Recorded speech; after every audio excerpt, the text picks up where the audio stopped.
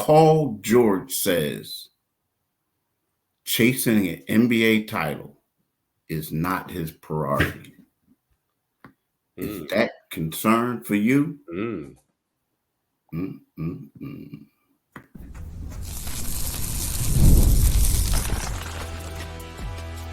You are Locked On 76ers, your daily Philadelphia 76ers podcast, part of the Locked On Podcast Network, your team every day. Thank you for making Locked On 76ers your first listen every day. We are free and available wherever you get your podcast and on YouTube. Part of the Locked On Podcast Network, your team every day. Today's episode is brought to you by Gametime. Download the Gametime app, create an account, and use the code LOCKEDONNBA for $20 off your first purchase. Terms apply. I'm Keith Pompey. This is my right-hand man, John Mitchell, and we are the co-hosts of Locked On 76ers. We got a lot to talk about today. Paul George said on his podcast, he basically ended it by saying winning an NBA championship or chasing an NBA championship is not his priority. To him, the bigger need is fit. So we'll talk about that in the first segment. The second segment, we'll talk about a couple trades that the Sixers made. One right before the process began, and the other one one the year before the process began, a couple years before the process began, and the other one right during the process. And we're talking about trading Andre Iguodala and Drew Holiday. And both of these guys have gone on to win multiple NBA titles, whereas the 76ers still have a second round window that they failed to even reach that this season. So we'll talk about that in the third segment. We'll have some more. But Mitch, at first Paul George says, guys, they talk about executives' reputations and guys say don't go there or go here. And he was asked that question. He mentioned that after being asked about, James Harden's relationship with Daryl Morey. And then he comes back and says what he says, about not chasing the title. It's all about fit. Is that a cause for concern for you, especially coming to Philadelphia where, let's say Philadelphia really wants him and where, let's face it, this team is chasing this first title since the 80s? Yeah, trying to get out of the wilderness. They've been in the wilderness longer than the Hebrews have been in the wilderness. But let's and here's his quote, and apparently he did it at the end of his podcast. And he said, at this point, this is Paul George, at this point, this is not even about, people say chasing a championship. It's not that. It's playing the right style of basketball is what I'm chasing. Playing the right style of basketball, if you play it right and if you play it at the highest level, can get you an NBA championship. But I don't necessarily know that is something that the people in the city of brotherly love want to hear. It's contradictory to what they're trying, what Philadelphia wants. Philadelphia wants a championship. They just watched Boston hang the 18th banner. They've it's been 41 years now since they last won a championship. So it's time. So I think there's a reason to, Paul George has kind of been putting stuff out there. Like you said, how seriously is he considering Philadelphia? At one point he talks about, and it's obvious, we know the guys talk. But for him to say, well, I don't necessarily know if I'm chasing the championship. I want to play the right way. I want to see them play the right way too. And I think Nick Nurse has them playing a style that fits them. But, I look at the 76ers and I say, why would you, does he see a 76ers team that plays the right way? Does he see a Joel Embiid stepping out on perimeter and, clogging up space that he might like, where he likes to operate, So it raises questions. I wouldn't say necessarily it's a red flag, but it's definitely a cautionary statement. for him to drop that. Yeah, it's crazy because I look at it like sometimes you say stuff and it's basically leaving you some leeway or whatever to stay put. Like when people say, dude, they only gave you 3 years. Right. Like, like, but it gives you that thing to say, like, all right, I want to stay in LA and finish what we started. Like basically, I like the way we play here. I think we play the right way. I think with James giving us the great passing, with Russ providing this energy, with in Kawhi, we can do the right things. I mean, typically, I feel like when you say all this stuff, and even the stuff about that was said about Daryl Morey, it gives you the leeway to stay. So because I mean, let's face it, Paul George is a bright guy. I mean, you listen to his podcast, Yeah. podcast. Um, um, by the way, but it's just I just feel like the guy isn't. I feel like he knows what he's saying. You know what I'm Yeah. saying? I feel like he knows what he's saying. Now he did say something, and I was listening to it yesterday. At an earlier podcast where he was talking about James Harden and talking about how losing Nico Batum and Robert Covington really set the Clippers back. Now it wasn't anything about James. He kept saying it. I'm not saying James. I'm not saying James was the problem. He says it wasn't. It wasn't James's fault. We just lost two guys who provided a lot of defense and did certain things. So when you hear that, you make it wonder, like, well, dag, if Nico was coming to Philly, like assuming if he is, then maybe Paul would want him there, or maybe Paul wants Nico to re-sign with the Clippers. I don't know. But Right. me, I just feel like Paul George maybe having some Reservations of coming to Philadelphia, and by saying what he's saying, it's kind of not it's not locking them in or giving them an out for when he makes his decision to stay in LA. Man, yeah, and that would I mean he is sowing the seeds. He's sowing the seeds of suspicion. And again, like you said, he's a bright guy, he's a smart guy. I don't think he says anything just to leave it out there, and without thinking about what he said. Now, again, he said it. Apparently, they were rushing to get off the podcast when he said it. So it'll be interesting to see how that flies in Philadelphia. Because it's just interesting. In Philadelphia, we have two camps. We have the one camp that says we don't want these older guys, unless it's LeBron James. And then the other camp says, let's get some younger guys. If we have to trade for a Larry Markkinen or Mikal Bridges or something like that, let's possibly explore that, because they don't want this team getting old. I think the one thing that's going to be, what was George? He'll make $50+ million in the last year of a 4-year deal with the Sixers, correct? Yeah. It'll be $50+ million. Nothing stirs more emotions than money in the NBA. I mean, even maybe he'll come here and I mean, I think he'll be part of wanting to chase that title. But again, LA is home for him. And I remember when he was recruited there, he was overjoyed. He's an LA guy. Yeah. He's an LA guy. So I just don't know. He says some things that make you wonder. There are some things out there now that he's put into play. And again, we don't think that he's put these things into play blindly. Now, I'm sorry, but one thing before you get into this, Valerie, I just want to say this.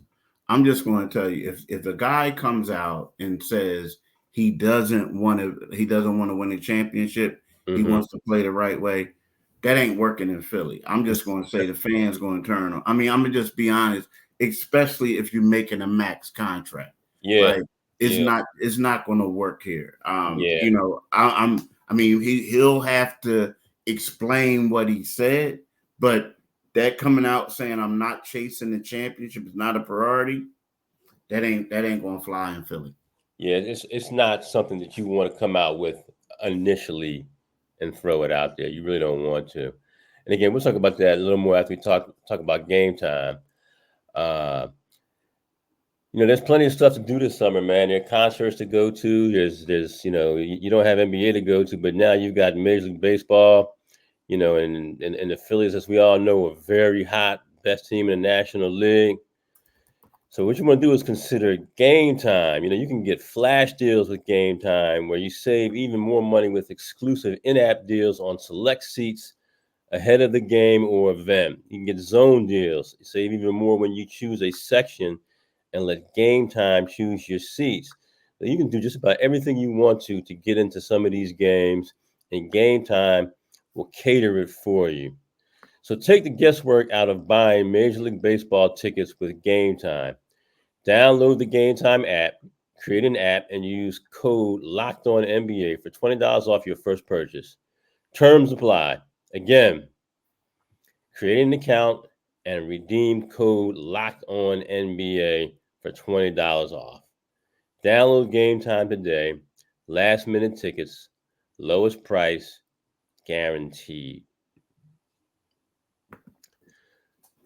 So tell me, are you watching Fox Sports or ESPN on your TV all day? Do you sometimes have to turn down the volume with all that shouting?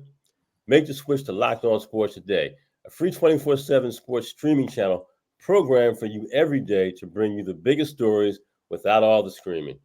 Locked On Sports today brings you can't-miss analysis, opinions, and news. Streaming 24/7 on YouTube or the free Amazon Fire TV channels app. Part of the Locked On Podcast Network. Your team every day. Every day, people. Do it today. Definitely today. With no delay. With no delay. Hey, look, so check this out, man. We talk about Drew, and we already know. Yeah. Like, Drew Holiday, they traded him to get my man Nerlens Noel. They got a couple other people, right? But then, they also traded Andre Iguodala, right? I'm a little bit split on the Andre Iguodala trade, and I'm going to explain to you why in a little bit.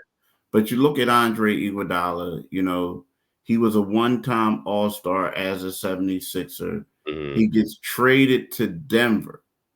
They trade him to the Denver Nuggets. And then from the Denver Nuggets, he goes on and he plays for. He gets traded to the Denver Nuggets on July 10th, 2013. That was a huge trade, right? Yeah.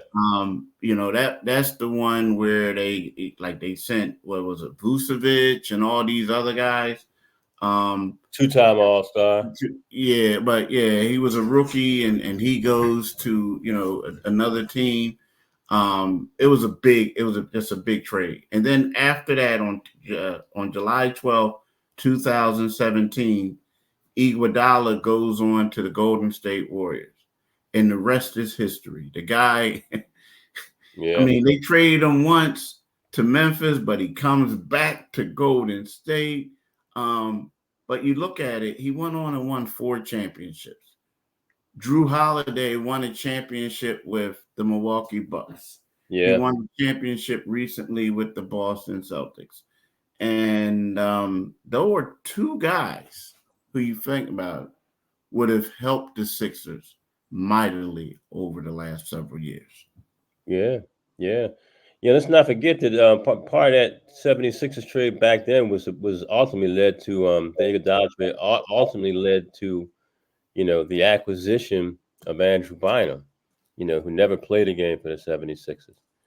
So they kind of have a list of where are you now that they've traded players who between them have won 6 championships.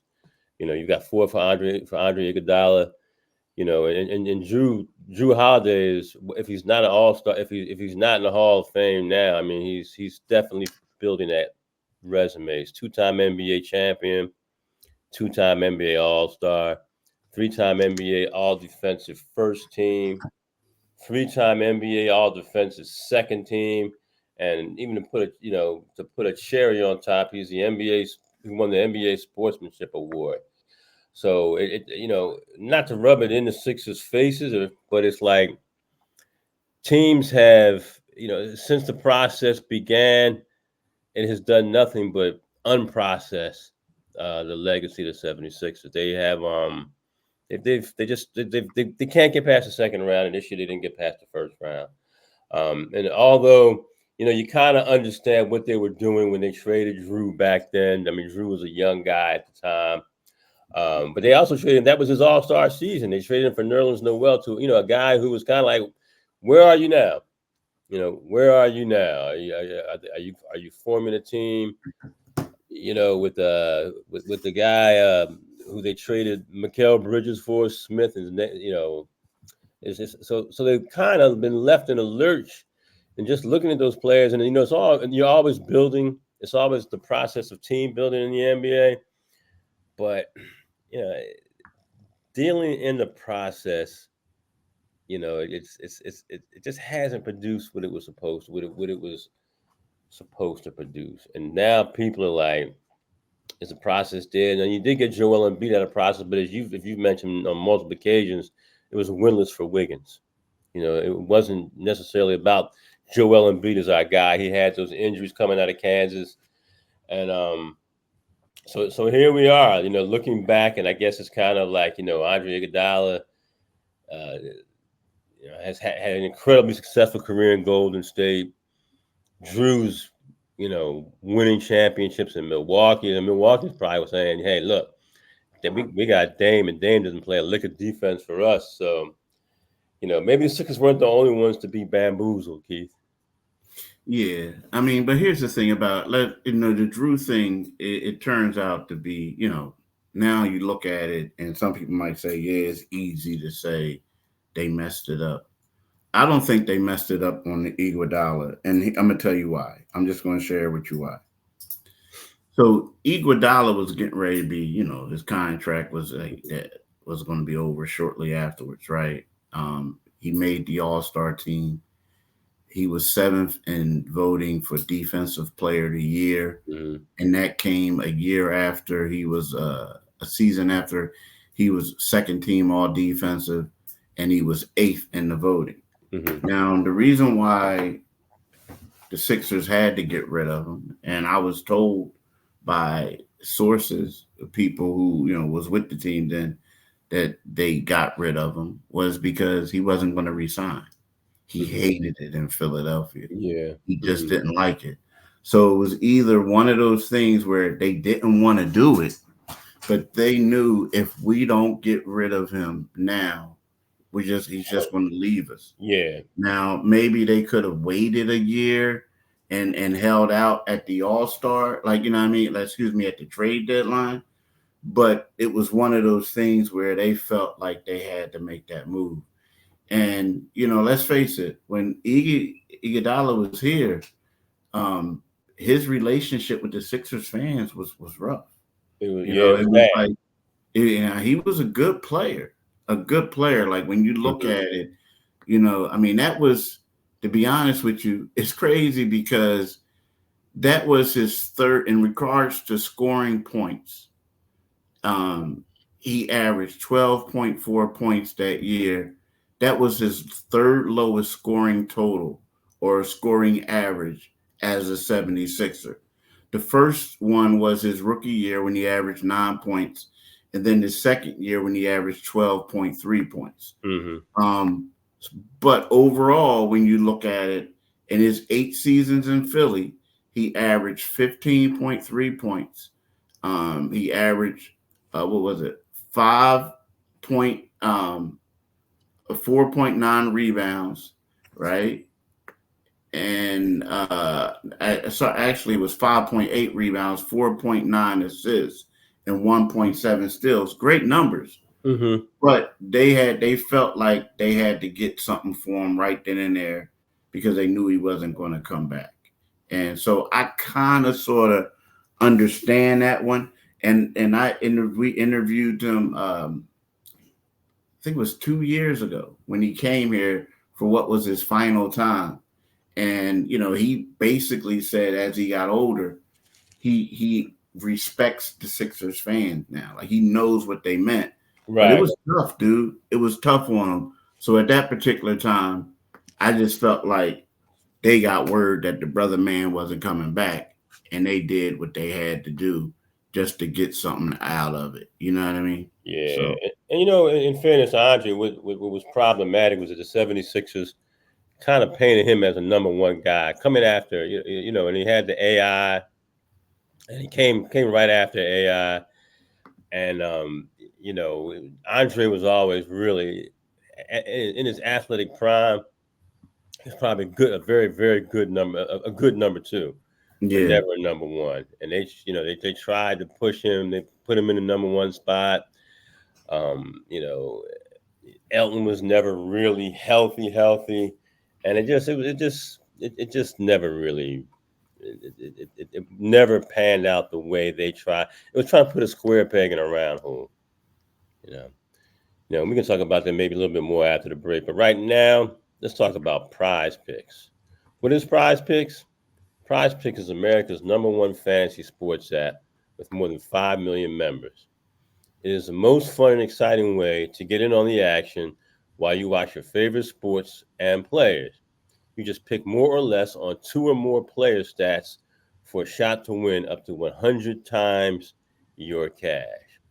So with Prize Picks, you can turn $10 into $1,000 in a single game watching your favorite sports this summer. You can make a Prize Picks lineup in as little as 60 seconds. You just need to pick more or less on 2 to 6 player stats, projections, and you're locked in on it. And here's one. The WNBA is kind of heating up. It's been hot all summer long so far. So how about this one? Caitlin Clark for more than 3.5 three points made, or let's say Brianna Stewart for more than 25 points. Brianna's hot; she's up and down, so that might work for you. So download the app today and use code Locked On NBA for a first deposit match up to $100. Again, download the app today and use code Locked On NBA for a first deposit match up to $100 with Prize Picks.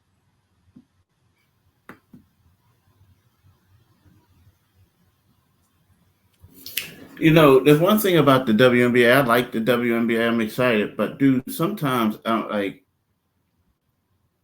wish. I mean, I understand the coverage that they're doing and everything, but it just seems like I'm getting tired of watching the same teams play. Yeah. Like whenever I do it, and then a lot of that, it's like I don't know. It's like it's a rough style of play to watch. I mean, Mm-hmm. a lot of missed shots, real extreme physicality, but it's like sometimes you think like I get what they're doing. They're marketing Caitlin Clark. They're marketing Angel Reese. Um, they're always basically showing them play the best teams, right? Yeah. So right, so they're marketing the LA team, but like when they play each other, it's competitive. But when they play other teams, they getting beat on. Yeah. And then you're seeing a lot of like rough play. So it's like, I'm gonna be honest with you. They're gonna play like the Atlanta Dream. I don't even know their record, but I think they Come on, played. Keith. You got to know the record for the Atlanta Dream. They played them. They played them tomorrow. I think it's Caitlin and one of them. So I'm gonna watch that. But the problem Yeah. is, I can't sit there and watch a whole game for whatever Yeah. reason. Just because of the missed shots. And this isn't like, and I don't want to be cruel or anything like that. And I don't want people to think that I'm being sexist because I'm not. No, you're not. I'm not. I'm just telling y'all, like growing up, like me, I'm the type of person I love all sports. Right. And I used to love like women's basketball more than most. Remember when I was at Pitt, Rebecca Lobo and Pitt came to Pitt. I'm standing outside with hours before the game. Dude, In the they cold. that UConn team, that's the one that put it on the mat. I remember like watching Tennessee, but I go all the way back to Louisiana Tech, USC Wow. women, right? So when I used to Immaculata. watch it, Do you go as far back as well, I'm Immaculata? glad I wasn't born then, or Cheney State. I'm sorry, y'all, but I wasn't born then. But but the thing is, I used to love it because of fundamentally sound. Yeah. You know what I mean? And It's this all and that. below the rim. It's all Yeah, below the rim, but fundamentally. but fun, yeah, because at that time you got to realize, I'm a little kid. I'm trying to learn how to play. I'm looking at stuff, and you watching NBA guys, and they were shooting the shot, but then I couldn't get off from the 1 foot and go and dunk it in and all that. I'm looking at people utilize their pivot, this and that, and stuff like that, and I was like, okay.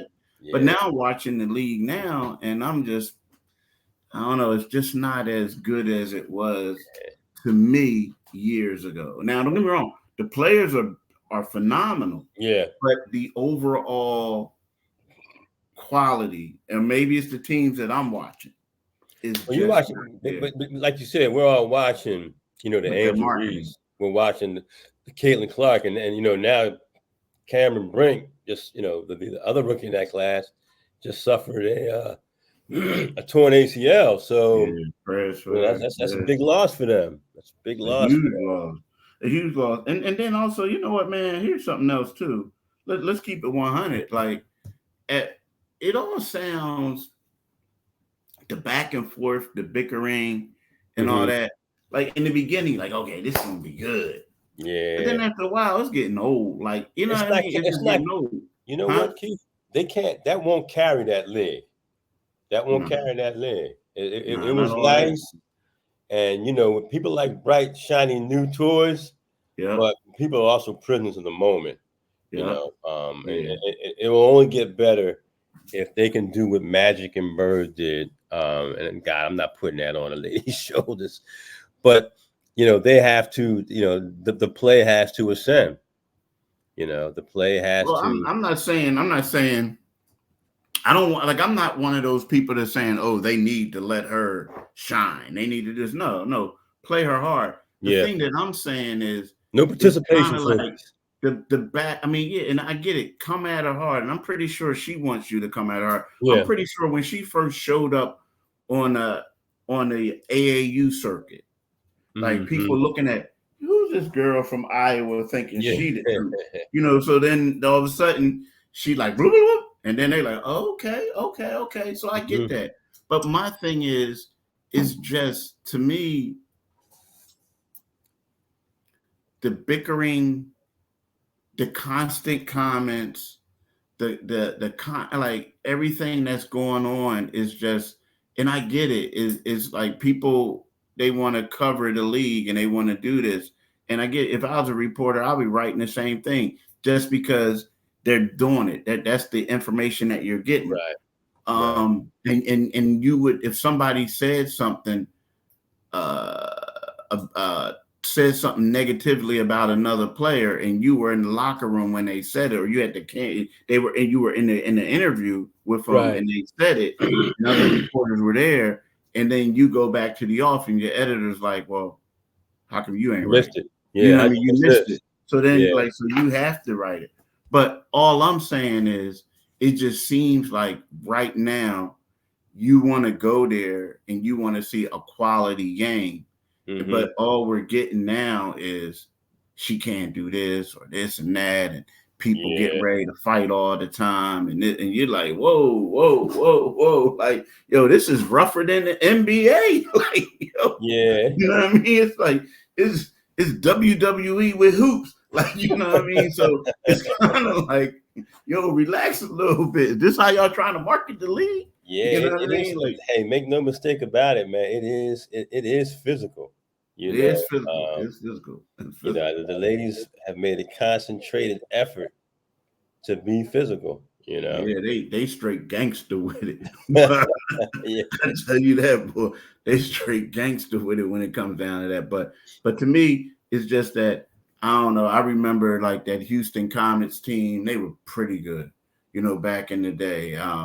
You remember those old Indiana Fever teams, those Minnesota teams. I mean, phenomenal teams. Keith, you letting your fandom shine. I'm just trying saying, to. Hey, man, man, I'm impressed. I like. That's what I'm trying to say, dude.